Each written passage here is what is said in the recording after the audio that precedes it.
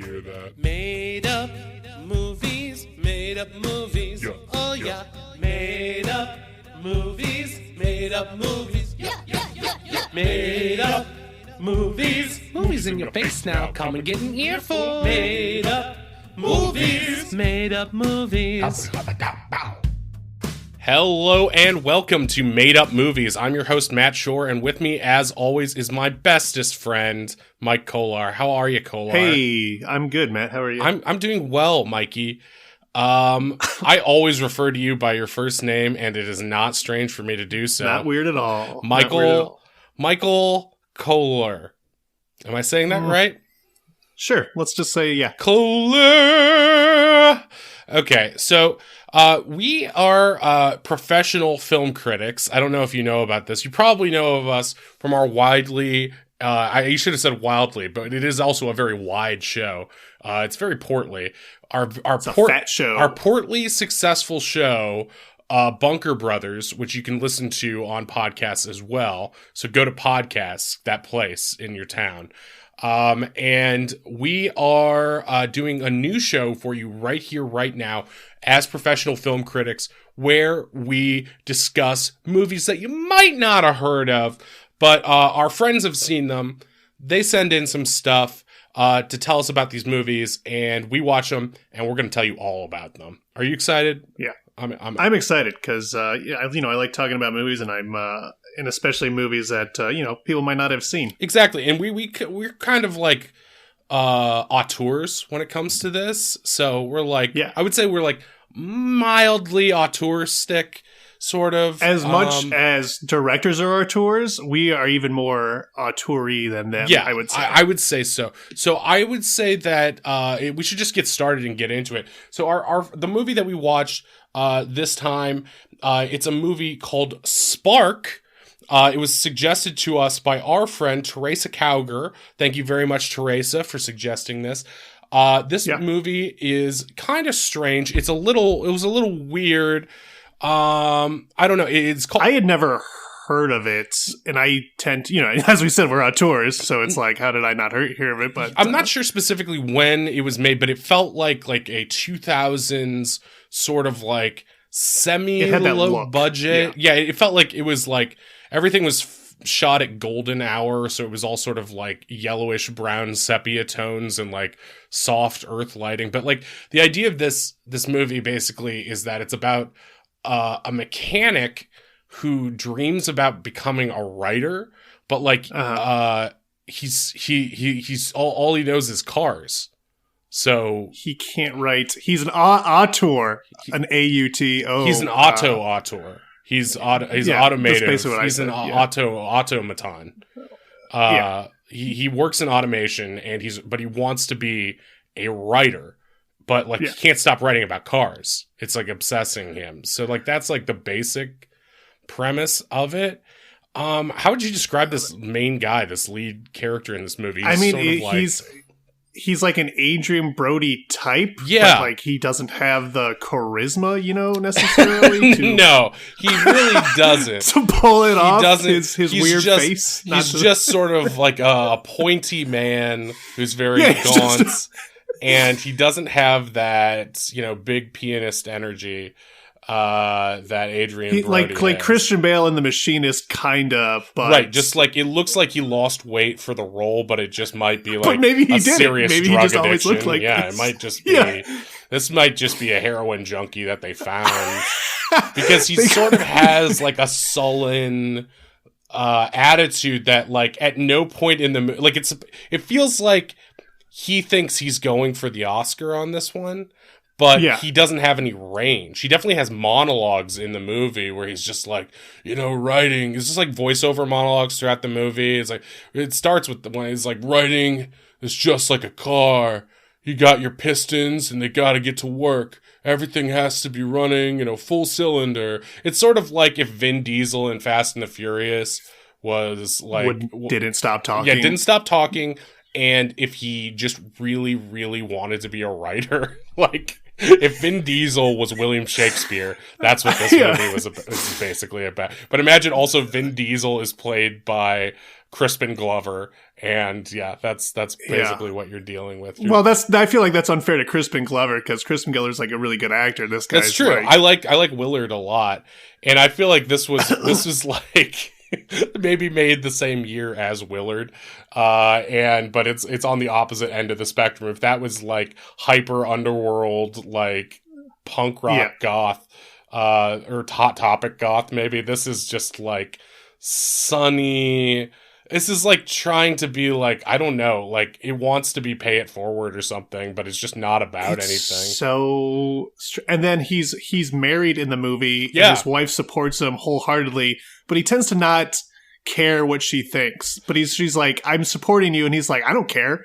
It's like, well, but she's supporting you in your dream, even though you're like you're an auto mechanic and you clearly make you make a good living, but you want to be a writer. And she's like, I support you. And he's like, you don't support me. Yeah, exactly. He keeps flying off the handle. That's the thing, is that like he keeps inventing conflict. I think that's like the major struggle of the movie, but it has a ripple effect. It's like the movie has no conflict because everyone's like, yeah, you should become a writer. I don't see why you can't do both. And he's like, no, one or the other. It has to be this or that. And so he's like obsessed with this thing, and is like, I think I'm gonna give it all up and become a writer. And she's like, you know what? If that's your dream, that's your dream. And he's like, why can't you believe in me? And she's why won't you just support me, Linda? Like, I literally am.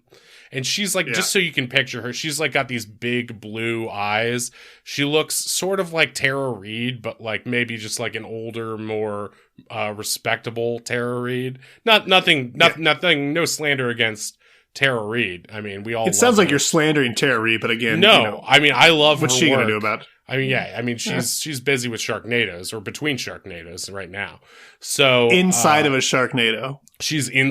I mean, because of global warming, the actual weather event, she is literally. She was on location in Sharknado, filming Sharknado 5 or 6, and got caught in an actual nuclear Sharknado because, like, poor Tara Reid. I know, it's just like it's terrible. That's what I like to say when she's caught in a situation like that. I also write for online blogs, so I do a lot of puns like that.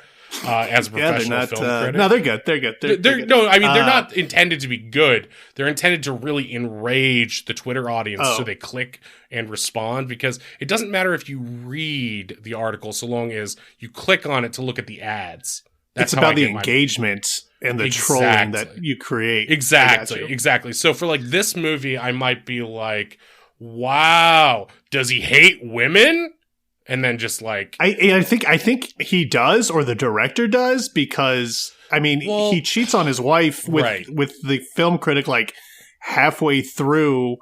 Yeah, there's like this film critic character in the movie who's like, she's like a professional writer, and she's like sort of I don't know, she's like a she's Zoe Deschanel-y, like hipstery kind of like she's clearly like the younger woman who, and he's like searching for conflict in his boring ass country life, and he's just like, oh, I'm gonna sleep with this woman and it'll give me something to write about. But then all of his love making scenes in his writing are like very mechanical. He keeps saying pistons in all of his sex scenes. He says pistons a lot, and there's also like some of the monologues are almost like in Moby Dick, where he talks about a whale in the same way. Like he talks about cars, and it's like, I don't know enough about that much about cars, but it's like, but it also doesn't seem like the writer of the movie does either. It seems like quick cursory Google. It seems like, or maybe they know about cars in a mechanical way, but not enough in a way to make it like romantic, right? Because I'm pretty sure he refers to her breasts as oily cylinders at one point. He does. He said there's two oily cylinders heaving, like two pits. It's weird. It did, and it was like, and then they just showed it, and it was like, okay, did you find this sexy when they're in bed together? He's about to go down on her, and he says, "Let's check on that transmission." And he just sort of that was, and she giggled. And I think it was like... But you could tell, even in the eyes of the actress, she was dead inside. And she was like, this is take 17 of this. It feels like both the director and the actor are getting off on this, and this is like her moment realizing this is not going to help my career at all. No. And it made me uncomfortable. But like I said, she giggled, and I guess that sort of sold it. But again, you were probably like, it's like, just try take 17. I don't know. Okay, so we talked about like the romance or lack thereof a little bit, but like the basic structure of this movie is like, so he works at the car shop, and he's got like buddies who work there, and they're like really stereotypical, like Billy and Jerry. Yeah, and the most stereotypical names you could think of. Right, Billy and Jerry, and like they're like just a couple of knuckleheads who are like, one of them takes a wrench out of a toolbox. He's like, "Hey, check out my tool, buddy," and he like pretends to bang the other one up the butt with it, and it's just like, it's weird because it's like those two are like in a different like Three Stooges style movie almost. Yeah, where it's like, it seems they're like, just do bits in the background, and we'll it's like for comedic relief. The director's brothers or something. Yeah, and they're like they're just there. Directors. They look they looked very similar. Like they're like, we got to get Billy and Jerry in here somewhere. It might be their real names. Look, we tried to put them on the crew, but they were just doing the banging up the butt bit. And if we put them on camera, they will get the... Yeah, there is no way those guys know how to, like, put a bunch of stingers in an apple box or whatever. Yeah, they need... And you can just tell they're the kind of guys where it's like, once we told them they were actors, they suddenly were like, finally. Even though they were like fuck Hollywood the whole time, they were like, oh, finally, and now they're they really sold excited out. They would have sell out. They were just so excited to get the attention they deserved, and so they're sort of doing their like, I don't know, Keystone Cops, like bad Tommy boy in the background. And their entire role is to be like the guys so our main guy can be like, oh, come on, why can't this be a respectable workplace? And this is like how they set up. Then he's frustrated that there's no intelligent people around, and that he's not being intellectually stimulated by his car job. They're just goofing around at work, and for some reason it enrages him. And it's like, they're at work, they're just trying to have fun, man. It's I don't understand. Right, and it's like he's just sick of his old friends being in their old routine. So he's like, he's doing like this repair for this little old lady, and she's really sweet, and she's like clearly grateful. She's come to him all the time. He gives her a good deal. He's like, oh, no charge, I know you. So he's a nice guy. And then this like, not the same thing as the movie critic, just this other lady comes in like a red convertible. I don't know what kind of car it is, but it's like beautiful classic car. And, and Billy and Jerry are both like, oh, check out this pretty dame. And they're like, and she gets out slow-mo like Christmas Vacation. Yeah, exactly. And then it's like some really like, I don't even know what the song is, but it's like what they could afford. Just it is generic 2000s rock and roll music. Yeah, it's just like and like. And it's like head to toe. She's in her heels. She's like wearing one of those like Hollywood starlet bandana things from the 1950s. Like she's Katharine Hepburn. And she like, I guess in this movie sort of like represents this, like he lives in this small town, and she represents like the life beyond, some exotic foreign whatever. And like, so she shows up, and she's like, oh, I think I've blown a gasket. And she says it in this kind of arch way. Like the guy's like, I'd like her to blow my gasket or some such. And like, I think that's literally the line. It might be. I don't know. Yeah, they're sort of like, just like, I was just like, I was like groaning over the dialogue at this point. How many times can you say gasket in a movie? Yeah, because they're both just, and it's like, they're also, those guys are in the background doing the same, like pantomiming the same bits in different shots, as if they weren't sure what a different take was. So they're like, I'm not sure we got it last time. Let me hold the thing to my cock again. Like it's right. That their one bit was holding a piece of mechanical equipment to their cock, and it seems like either they shot multiple angles or that was the only bit. I don't know. And so she's like got some. I mean, it was funny the first time, but it was like it.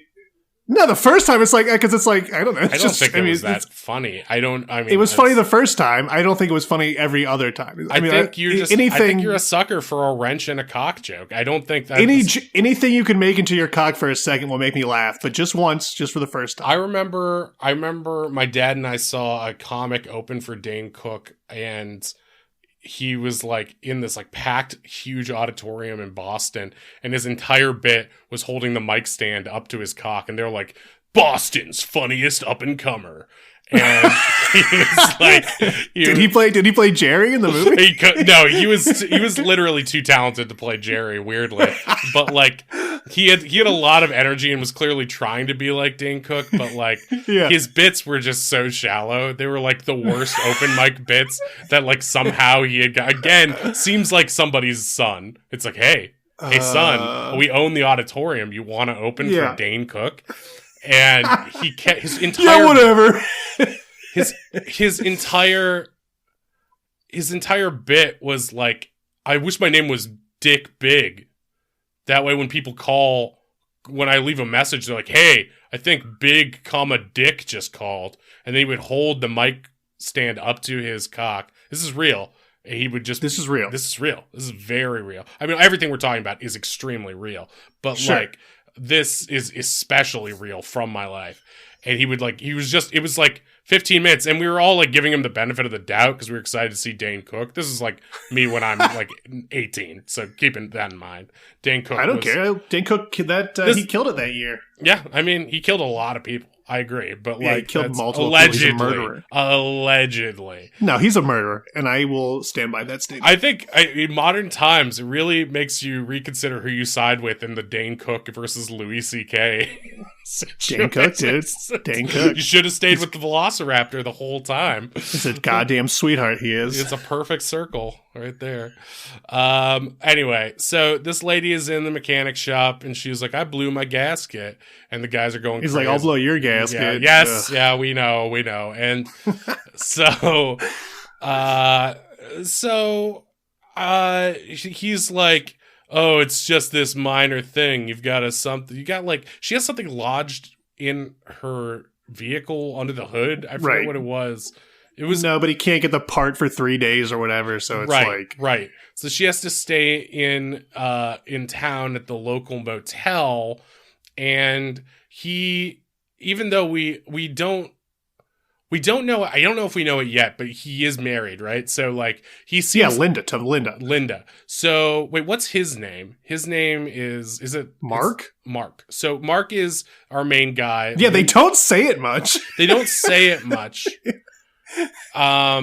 So Mark's our main guy, and Mark is like Mark the mechanic, and he's like going after this like movie starlet lady, and like it's kind of a weird sequence now that I'm thinking about it in hindsight, because you don't know he's married quite yet, and like he stops at a gas station to pick up some like cheapo flowers and like head to where she's staying to maybe make a move on her, but as he's pulling up to the motel, he sees her chatting up some younger, hotter, artistic looking guy. And it's like, is that the entire motivation for does he want to be a writer just so he can cheat on his wife? I think so, because it's like he cheats her with a film critic, and that's like so like before he cheats on her with what? So that's the goal, ultimately. And so in a way, he succeeds. He's a failed writer. He never really becomes a great writer he like writes something at the end and people are like, that was okay. He never but I mean, we don't want to give away the ending, but I mean, no. But like, he's never, I mean, at least from what he has presented, he's never proven to be some wonderful. It's more like he thinks about writing so he can move to Hollywood and just I guess, do drugs and bang. Zoe Deschanel ladies. That's like the whole. He's not necessarily a heroic figure. No, he's not heroic at all. Especially because of the way he treats his wife is just so anti-heroic. And I think that's the issue. Like if he wasn't, they have 2 kids. They have 2 kids. They have like a baby and a little girl, and he's like supposedly sweet to them. There's like a scene where somebody comes into the shop and they've got like a toy dinosaur stuck in the car under the hood. Yeah. And he's like, this is what was causing the problem. You got a prehistoric engine. Ha ha ha. And like, then he takes the toy and he gives it to his daughter later.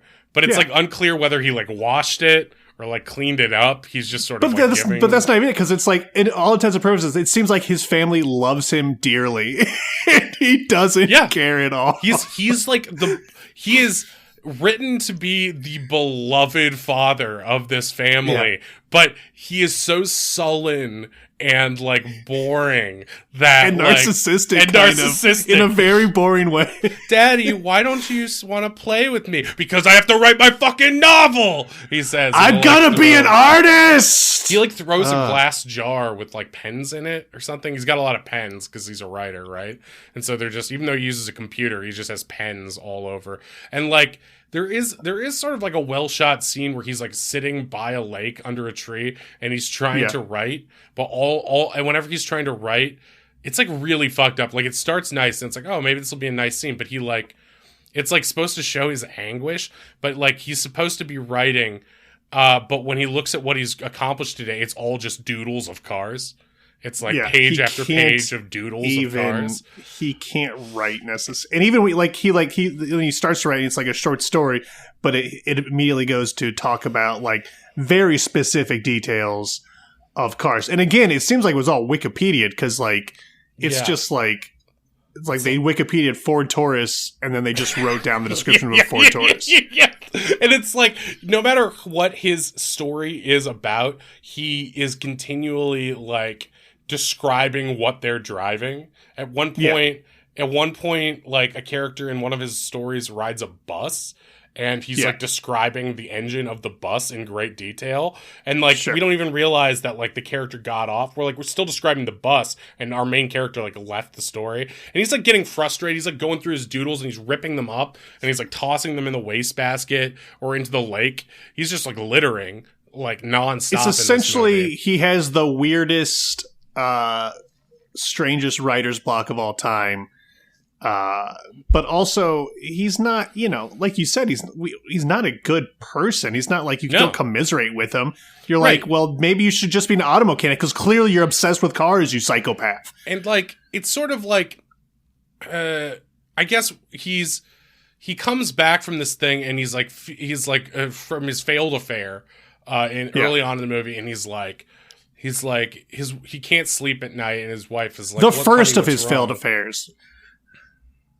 Yeah, the first of his failed. Well, he succeeds in having an affair later in the movie. Yeah, he can have affairs. But the relationship doesn't seem like it has legs, but like it's just sort of a fling, right?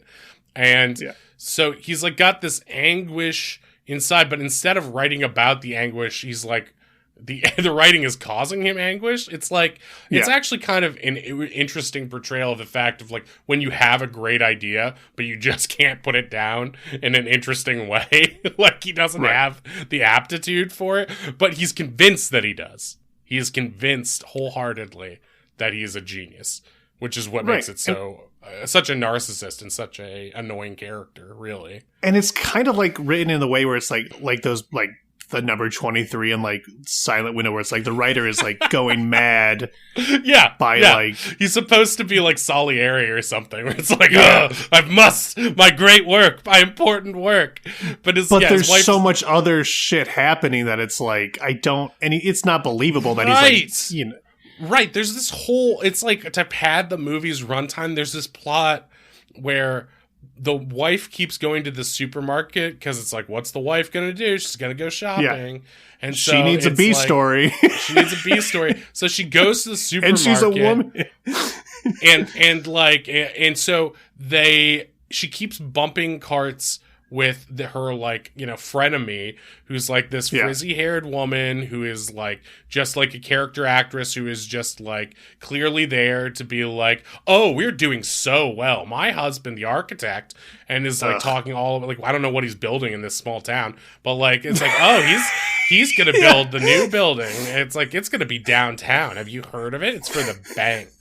And they're talking. Yeah, they have a lot of big city problems, and I think there is 5,000 people in this town. Yeah, it's not very many, and like it's very country. I don't know if it's like Midwest or rural. Everything is like, again, sepia, like golden hour kind of thing, and it's a little. It creates this weird tension where it's like she she knows that they just got a new car. This rich family just got a new car. Linda knows that this frizzy lady got a new car because he came to the shop recently, and so she's heard through the grapevine. It's like, oh yeah, we're doing very well, and it's like now there's like money struggles. They've got 2 kids, and it's like, but even so, she's supportive. She's supportive of the switch to go from, and it's not like he quits being a mechanic, but he just stops. He locks himself in his office during the day so he can write. He's like the head mechanic. He owns this shop basically. And like Billy and Jimmy or whatever, they're like, at one point they fuck something up and a car is on those things that lift the car up, like the hydraulic things. And they accidentally pull a lever and the car slides off. And gets really fucked up, and he comes out. He's like, "What are you doing?" It's like, well, maybe if you were supervising them, is your job, that wouldn't have happened. They're just goof offs. That's very obvious from and it's also that scene was weird because it's like I thought for sure Billy was going to get smashed by that car, and it's like he did not. And I was like, it was shot in such a way where it's like it's every single at some point it's like, is this a thriller? But then no, nothing. He's fine. The car just falls off. I don't know if you noticed this, but. For the rest of that scene, he looks kind of shaken, like he's not doing bits anymore. And if you are you saying that maybe if you look carefully at his outfit, he changed one of his shoes. His shoes don't match for the rest of that scene. I think during that stunt or practical effect or whatever, a piece of it, or maybe the door or something, actually smashed his foot. And you're saying he actually probably got hurt in real life? He got hurt in real life, and so they had to change, do a quick wardrobe change. But instead, I don't understand why they didn't change both shoes. I think maybe did not call attention to it because it was a white shoe. But that's so weird. He was wearing one white and one brown shoe for the rest of the scene. So I think the actor might have actually gotten hurt, and he looked a little dazed after that. I wonder if they might have given him some painkillers or something, or maybe given him some of the main character's heroin. It might have just, the actor himself, the character does not do heroin, although the character does not do heroin despite looking like a heroin addict. And the fact that he probably would do heroin just to have something to write about. Yeah, that's the thing. He doesn't become an alcoholic. He doesn't become a heroin addict. He just sort of becomes a dick. It's he becomes a womanizer, but it seems like he becomes a womanizer. That's his drug, is just going after. He keeps saying all these authors have these great romances, and then he'll look at his wife and roll his eyes. He'll have a picture of his wife. He's like, "Is this my great romance?" And it's like, yeah, it is. This is it is. She's very attractive, dude, and she loves you, and you're terrible. She loves you, and you have 2 kids. You have 2 kids. I don't know, and I guess it's like a story of not giving up on your dreams, but it's sometimes just give up on your dreams because your life is fine. Well, it's I don't know if that's what it's about, because it's is his dream? What is his dream? Is he just using writing as an excuse? Because it never seems like. It's not like he takes a writing class to get better. He just assumes he's great at it. You never see him doing writing exercise. He just assumes he's perfect at it, is furious at himself for not being able to write the great American novel about cars or something. He's the voice of his generation. He's the voice of his generation. Right off the bat, he wants to be David Foster Wallace, and he's furious at himself for with his first time trying that he's not. And instead of putting in any effort, he just absentmindedly doodles cars, and it's just fuck, why can't I be perfect? And abusively takes it out on his supportive wife, and then cheats on her as punishment for her being so supportive. And throws a glass at his daughter like he's fucking Jack Torrance or something. So essentially, he's not a good guy. Deep down. But it's does he have any redeeming qualities? I mean, he gives the old lady a good deal on her. He is kind of nice to his kids, but it's also he's cheating on him. He's cheating on his wife. He's destroying the family at the same time. Yeah, he's destroying the family, so he's not nice to his kids. And also it's they wrote the film critic in a way where it's wow, you really were good at that. It's so sexist. Yeah. And she's Jesus Christ. It's oh, so he's good at fucking? Is that an important part of this not character? Writing. He knows he's gonna fuck, but nothing. And but so his the writing Starlight improves after the affair. Well, I shouldn't say the quality of the writing doesn't necessarily improve. It's pretty much the same throughout the movie, but his ability to write without becoming incredibly frustrated goes away. He's like writing smoothly about her oily cylinder breasts and her butt pistons or whatever. Your eyes are just like 2 gas caps, and your nose is just like a throttle. And it's like when I put my key into your ignition, milady. It's like really bad. It's really bad. And it's weird because like he he's banging that film critic, and then he sort of cheats on her with the Hollywood starlet, It's like right, because he sees why her is that again not one character? Why it doesn't make any sense. He doesn't have sex with the Hollywood starlet chick, but he does kiss her outside. He doesn't? Was that a fantasy he had? Well, yeah, he does have a fantasy at about the midpoint. I mean, he cheats. He definitely makes out with the Hollywood starlet. He definitely does, but he doesn't like go all the way with her. Let's say. But then what's that scene where they're like going all the way? That was a dream. That was a fantasy. What? Because That's so stupid. He's like it's before. So he's already met the film critic. But he hasn't banged her yet, and he is. I'm being super romantic when I say that. He hasn't banged her yet, and he instead he's like in bed with his wife, and he's tossing and turning, and then he's like dreaming about the Hollywood starlet, and they're in her car, and they're driving around the coast, and they like have a picnic, and they like make love by the ocean. And then his wife wakes him up, and he's like, "Oh, I was having the best dream. Why don't you support me?" I get. It's like everything that he has so much gross sex in the movie that I feel like, I don't know what's a dream or not a dream. No, yeah. So maybe it's an emotional affair in a way, and then he like lives it out with the film critic chick. That's so weird. Because I mean, but then later outside of that. Towards the 3/4 mark, after he's actually banged the film critic, stop saying bang. I mean, that's just we got to commit to something. That's what I've learned as a professional film critic myself. Is that when you say something, you really have to stick with it. I'm not going to switch. Be fair, I mean, what am I going to say? Okay, once he's stuck his oily piston sexed her, up. Once what's the nicer PG way of saying this? Once he did the deed, dips the dipstick into the once he does the oily dip, yeah. Once there's no way to do a car metaphor without sounding like the grossest, most toxic masculine person on the planet. It's just not possible. But so I guess banged is okay, actually, even compared to this movie. I mean, it's a combustion engine. It's gonna bang. That's what combustion is. It's still all right. Fair enough. Fair enough. So it comes full circle. Dane Cook. The end. But so yeah, he like okay, so this whole thing like leads up to it's really stupid, but like his wife wants him to get more involved in the community for whatever reason and stop being so like sullen and withdrawn. She wants to do something together, and she wants to go to like this.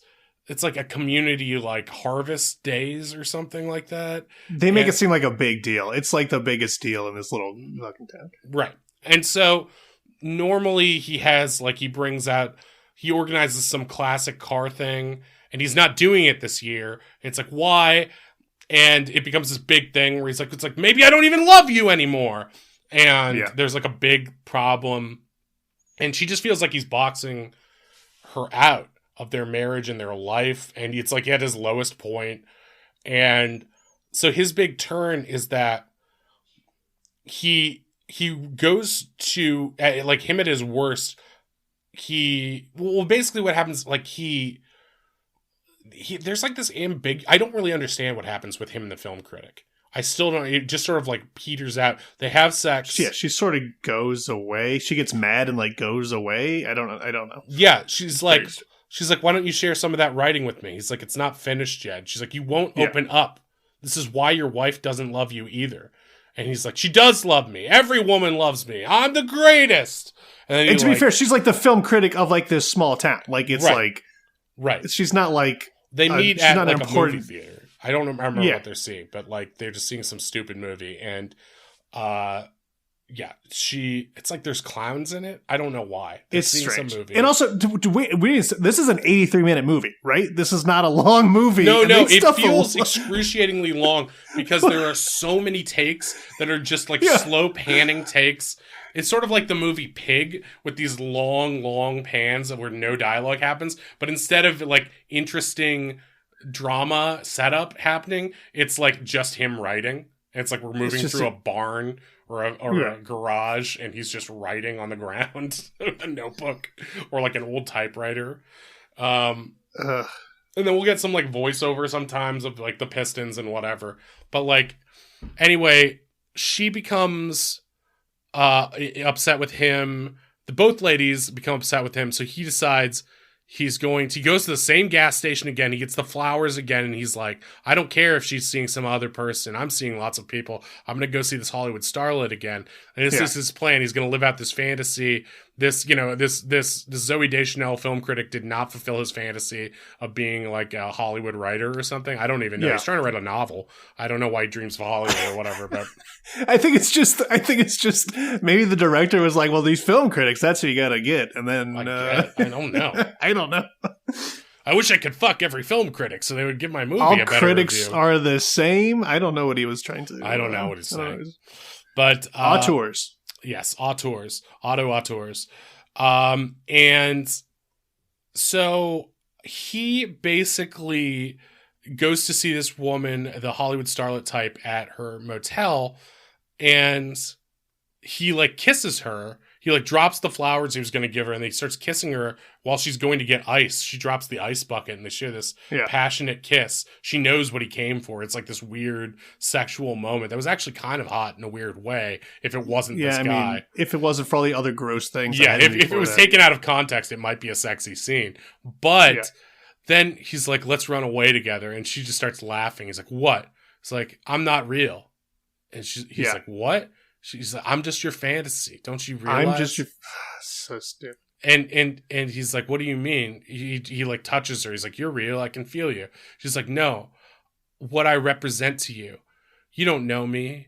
You don't see anything but a body and lips. Yeah. You just want to use me, and I just want to use you. And baby, that's fine. But like, we need to take it for what it is, not what you want it to be. And then she transforms into the car she was driving, and he gets in, and then he like drives. He drives. Where does he drive? I don't understand. Like, wait, he drives. She becomes the car. I didn't get that. No, the shot. She the shot literally was a fantasy. Yes. No. So she. I thought she was being metaphorical.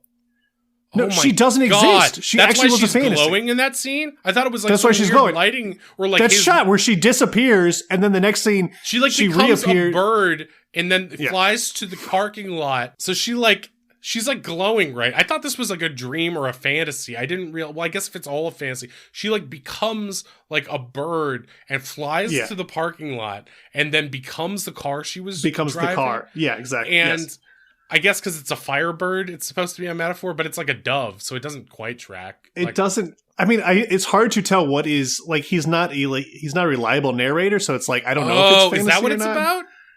Maybe. Is the film I don't critic know. even real?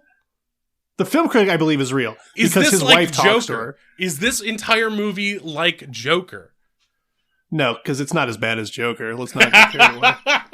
I think Joker's okay. I think Joker gets a bad rap. I mean, Joker is like, at least... I mean, it's the same thing where it's like... At least in Joker, you have like a role model who you can look up to, and it's like, oh, I get it. But it's still like, he's not a good guy. He kills he fantasizes about his neighbor, then kills her. I mean... Like, that's basically this movie. Yeah, but I mean... So without the murder. I'm just saying Joker is a cool character that men should emulate. He's not like a toxic masculine guy. I feel like maybe you don't get the... Wait, what was the point of that movie? I think, well, I mean, if you watch it carefully, you'll realize that at the end, Joker is exalted as a hero. So it's like he's the hero. Batman and the rich are who's wrong. It's society who's to blame. You know what? I've got some newsletters I would But love doesn't to he show murder you. he murders his neighbor just for being... No. That's just implied. It happens off screen, so it's probably okay. She's fine. I think he murders her. Well, I mean, did she deserve it? No, she didn't deserve it. She's just living there. She's just trying to raise her kid. Ambiguity that you look for in another auteur, Todd Phillips, Hangover Part 3. They're both equally artistic in their way. Is this did you even IMDb, is this the only movie this guy has made? I don't even know his... I have not looked it up, but I think he's made... the name sounds vaguely familiar, but like I don't know. It seemed like it had enough of a budget that like you wouldn't give it to a guy unless he'd done like a commercial or something. But anyway, while you're looking that up, the car becomes a bird. He fantasizes about himself driving it, and then he smiles like he's realized something. And then, like, the next scene is, like, everybody's waiting at the Harvest Fest, and it's, like, everyone's like, where's the cars? And, like, Billy and Jimmy are, like, screwing around, and the wife's like, would you guys cut it out? And it's like, whoa, she finally found her voice and stood up for herself. And that's, like, her big moment is telling them to cut it out. He did one other... Trent Falco did one other movie. Trent Falco? Yeah. And he's named after a Smash Brothers character? That's yeah! And it's a short called White Road, and it's just a short, and that was... It's another driving thing? Oh my god. It's about a road, yeah. Fuck that. I'm not watching A young man's journey through self to discover true love. It's the same thing. A young man's journey through self to discover true love. It's probably the same actor. He's probably Trent Falco. It might be the same actor. Let me see. Anyway... It's not the same. Mark, the mechanic... There's like a big event, and like the mayor is there, and it's like, oh, welcome to Harvest Fest or whatever. And they, Mark like walks up on stage. He's like, I got something to say. And then he like reads this poem that's like semi-erotic to this like crowd of like children. Again, sort of, you know, it's still about cars. It's like, still about cars, but it's like the pistons, the way she moves. It's like because he's used the same words to describe women's body parts earlier, even the like the weird pull. I don't know what they're going for, but it's like that like. But the audience is entranced. Like the audience they're like, whoa, we've never heard anything. What are these strange new words that this genius is putting together? And his wife just seems to be happy that he is sharing his writing and expressing himself and like becoming part of the community again. And you can see the frizzy-haired woman's like a little impressed and jealous by this impoverished mechanic spouting random nonsense. And then... Is he even impoverished? I feel like it's like The Simpsons where it's like they live in a nice house, but they're poor. It's like, they're like, oh, our money trouble. It's like Modern Family where they complain about money troubles. Yeah. They're like, oh, no, our pool house is broken. It's like, go fuck yourself. But yeah, and so she's won over by this speech. The crowd applauds, and everyone's like happy. And Billy is like, "Whoa, I don't know what you said, man, but that was crazy." And like, they seem a little bit like, "Hey, you should say more crazy stuff like that around us at the shop." He's like, "Maybe I will. Maybe I will." It's like Allen Ginsberg reading Howl for the first time. Everybody's just that's what it is. I couldn't think of the author, but it is like Ginsberg. Yeah. So he like reunites with his family and like he dedicates it to his wife, but it's like, you wrote that about a woman while you were cheating, and then like you wrote that about a woman you were banging and a fantasy woman who you were also trying to bang but didn't exist. Wait, oh my god. What? I just realized something. Okay? I think both of his affairs are fictional. Why? The film critic does his wife talk to the film critic? No, what happens is, this is why I'm realizing this at this scene. He's reunited with his wife, and the film critic shows up, right? And she comes up, and she's like, "Hey, you did pretty good up there. It looks like you're finally sharing yourself." And he's like, "Thanks." And she like kind of brushes his arm in like a romantic way, and then walks away. And you think his wife's gonna be like, "Is that who you're cheating with?" But what his wife says specifically is, "Who are you talking to?" Not who was that, but who are you talking to? As if, but they don't they don't cut away from her. She's just not like she's only in his mind. Is that what you're saying? Yeah. That's so fucking right? It's insane. He hallucinated both, or they leave it ambiguous, so you don't know. But maybe that's why he doesn't. Maybe that's why he's supposed to be a good guy, or you can read it as that. Is that they were both because he's only having affairs in his mind? Yeah, they were fiction. It was all fiction that he was writing. The whole thing, all of it, was his amazing story, and that's why his amazing story did save the day. So that's the lesson. So if you want to cheat on someone, but when he gets in at the end, when he gets in his car and he drives away, right? Is he actually driving away, or is he like? Well, his wife's in the car there in that point, right? But his wife and his kids are in the car. But it's not his regular car. It's like a different car. It's like a nicer. It's the Firebird. Car. It's a Firebird, right? But it's like a blue Firebird this time. I think to represent. Yeah. Why isn't it the same car? Because it's like it represents his transformation. The Firebird is a phoenix, right? So it's like it rises, it changes. You know, they spent so much money on renting cars in this fucking movie. Yeah. And somebody dinged that shit up right after Billy and Jimmy just eating pork sausages and that thing. And yeah, I mean, that's basically, they like drive off into the sunset, but it seems like kind of a fantasy, but it seems like he's learned how to imagine his wife as the Hollywood starlet. And so like he has found this happy ending. So he's not a bad person? No, I think the way we can understand this is that he's the best person who's ever lived. Not as good as Joker, though. Not as good as Joker, because the thing about Joker is that it's like he really sticks it to the people in charge. And it's like, you know how like society is? That's not what Joker's like. He's like the opposite. So he just in general houses anyway. So, but yeah, I guess like in general. In general, okay. But the moral of the story is follow your dreams. Then no, not the Joker. In the moral of this story is follow your dreams, and even if they're insane and you're cheating on your wife in your dreams, see your dreams through. Have emotional affairs within your own imagination, but don't actually do it. Don't cheat unless it's in your mind, and your mind fucking writing is a pathway of imagination that allows you to explore having the affair for good and for bad. However, what's confusing is that he seems to think that they are real and really happen. Yeah, that's the thing. He seems like he's just an insane person. He might just be mentally ill, severely mentally ill. Yeah. And this is the point where we remind you, if you are struggling with mental illness in this time, get help. Don't become a mechanic. It is Don't become Mark the mechanic. It is the worst thing for your mental health to become a mechanic who fantasizes about being a writer and then about two affairs that may or may not exist, and one of them becomes a bird. So like bird and then a car. So that's basically it, right? That's like the whole film. That's a lot. It's so, the fact that there's so much packed into 83 minutes, and maybe that's why I was like, oh, okay, it's just.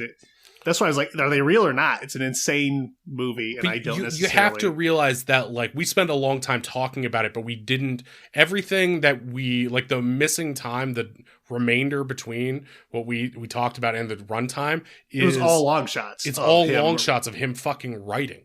It's all these slow... So you're like, we're cutting out the middleman. We saved you time.